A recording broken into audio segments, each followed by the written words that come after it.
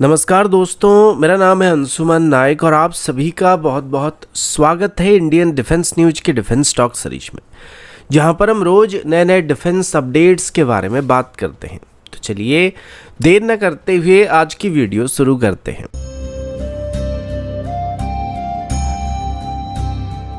आज की पहली अपडेट तेजस MK1A की तरफ से है। जब तेजस MK1A को डेवलप करना स्टार्ट किया गया था, उसके कुछ दिन बाद ये बात अनाउंस किया गया था कि इसमें तेजस MK1 के मुकाबले ज्यादा वेपन को कैरी करने का प्रोविजन बनाया जाएगा और इसके लिए इसमें डुअल रैक पायलॉन को भी इंटीग्रेट करने का प्लान किया गया था। HAL ने अनाउंस किया था कि 2025 में तेजस MK1A के लिए आउटर डुअल रैक पायलॉन्स की फ्लाइट टेस्टिंग को शुरू कर दिया जाएगा। नए पायलॉन्स को तेजस MK1A में इंटीग्रेट करने से अब तेजस MK1A एक ही पायलॉन पर दो अलग अलग कैटेगरी की वेपन को कैरी कर सकता है, यानी कि SRAM या फिर पाइथन 5 जैसे कोई मिसाइल को कैरी कर पाएगा, जिससे इसकी शॉर्ट रेंज फायर पावर काफी हद तक इफेक्टिव होने वाली है और लगभग 2 गुना तक बेहतर होने वाली है।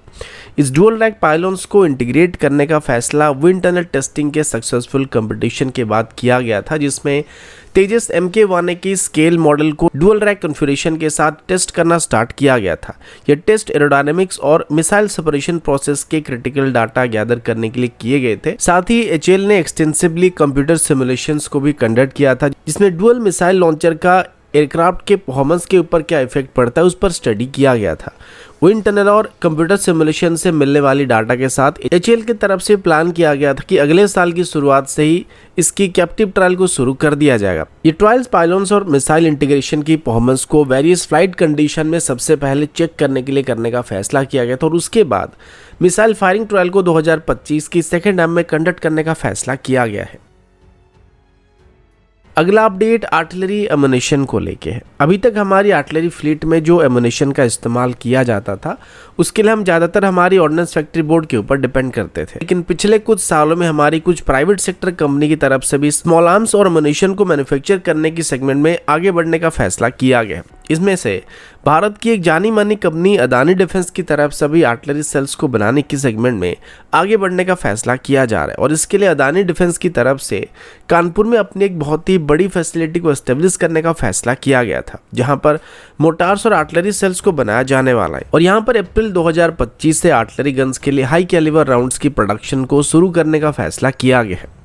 अदानी डिफेंस की कानपुर फैसिलिटी में पहले ही एमुनेशन प्रोडक्शन काफी हद तक प्रोग्रेस कर चुका है, जहां पर छोटी कैलिबर की एमुनेशन को फिलहाल अभी मैन्युफैक्चर किया जा रहा है, लेकिन अब high calibre round specially artillery guns के लिए 155 mm स्टैंडर्ड की एमुनेशन की प्रोडक्शन को यहां पे स्टार्ट करने का फैसला किया जा चुका है, जो अदानी डिफेंस की प्रेजेंस को डिफेंस सेक्टर में और भी मजबूत करने वाला है। इन हाई कैलिबर राउंड्स में एक की प्रोडक्ट होगा 155 mm का एक स्पेशल एमुनेशन, जिसमें खास करके high explosive extended range projectile को मैन्युफैक्चर किया जाएगा, जिनको बेस ब्लेड एमुनेशन भी कहा जाता है और इनका रेंज सेम स्टैंडर्ड की नॉर्मल एमुनेशन से थोड़ा बेहतर होता है, क्योंकि इसमें एक डिस्चार्ज गैस जनरेटर इसकी टेल सेक्शन में लगा हुआ होता है, जो कि इसको एक्स्ट्रा रेंज को प्रोवाइड करता है। 45 कैलिबर स्टैंडर्ड की गन से अगर इनको फायर किया जाता है तो ये लगभग 38 किलोमीटर के आसपास की रेंज को प्रोवाइड कर सकते हो। अगर इनको 52 कैलिबर स्टैंडर्ड की गन से फायर किया जाए तो ये आराम से 41 किलोमीटर के डिस्टेंस तक रेंज को अचीव करने का वादा अदानी डिफेंस की तरफ से किया जा रहा है। अगला अपडेट न्यूक्लियर सबमरीन को लेके है। Recently cabinet committee on security की तरफ से इंडियन नेवी के लिए पहले फेज में 2 न्यूक्लियर अटैक सबमरीन को बनाने के लिए अप्रूवल दिया जा चुका है। इस बीच हमारे national security adviser Ajit Doval France के विजिट पर गए हुए थे और उनकी इस विजिट के दौरान डोभाल ने टॉप फ्रेंच ऑफिसर के साथ स्ट्रेटेजिक डिफेंस कोऑपरेशन पर बातें की है और सबसे बड़ा मुद्दा था फ्रांस का ऑफर, जिसमें वो इंडियन नेवी के लिए 2 न्यूक्लियर पावर अटैक सबमरीन्स को डेवलप करने मदद को ऑफर कर रहे हैं, जिसमें फ्रांस की तरफ से अभी अपनी बैरकूडा क्लास की एसेसन सबमरीन में इस्तेमाल होने वाली पंप जेट प्रपल्सन सिस्टम की टेक्नोलॉजी और दूसरी नॉन न्यूक्लियर टेक्नोलॉजी को भारत के साथ शेयर करने का ऑफर दिया जा रहा है। बैरकूडा क्लास की सबमरीन जो है, इनको दुनिया में मोस्ट मॉडर्न अटैक सबमरीन में काउंट किया जाता है और इनका पंप जेट प्रोपल्सन सिस्टम इन्हें ट्रेडिशनल प्रोपेलर से ज़्यादा क्वाइट और एफिशिएंट बनाता है, जो स्टेल्थ को मेंटेन करने के साथ साथ कॉम्बैट इफेक्टिवनेस को इंक्रीज करता है और इनको काफ़ी स्पीड को भी प्रोवाइड करता है, जो कि किसी भी तरह की बैटल में काफ़ी ज़रूरी होता है। पहले क्या था कि फ्रांस इसमें भारत को सिर्फ टेक्निकल असिस्टेंस को प्रोवाइड करने का वादा कर रहा था, लेकिन यहाँ पर फ्रांस की तरफ से अपनी ऑफर को थोड़ा रिवाइज किया जा रहा है, जिसमें अभी वो सिर्फ टेक्निकल असिस्टेंट को प्रोवाइड प्रोवाइड करने तक सीमित नहीं रहेंगे। फ्रांस की तरफ से एक वाइडर रेंज की सबमरीन टेक्नोलॉजी को यहाँ पे भारत के साथ शेयर करने का प्रपोजल दिया जा रहा है। अभी तक ये क्लियर नहीं है कि फ्रांस की बैराकूडा क्लास की सबमरीन का कंप्लीट डिज़ाइन फॉर्मली भारत को ऑफर किया जाएगा या नहीं, क्योंकि ये भी नॉन न्यूक्लियर टेक्नोलॉजी के अंडर आ जाता है। लेकिन जितने भी non nuclear technology in submarine में इस्तेमाल होते हैं वो सभी भारत को ऑफर किया जाएगा। अभी इस प्रोग्राम में कम से कम 6 एसएसएन को डेवलप करने का फैसला किया गया है, और अगर ये फ्रेंच टेक्नोलॉजी इंडिया को जल्दी मिल जाती है तो नेवी के एसएसएन प्रोग्राम का टाइमलाइन काफ़ी हद तक एक्सीलरेट किया जा सकता है, क्योंकि हमारे पास अगर टेक्नोलॉजी आ जाता है तो हम जल्दी इनको मैन्युफैक्चर कर सकते हैं।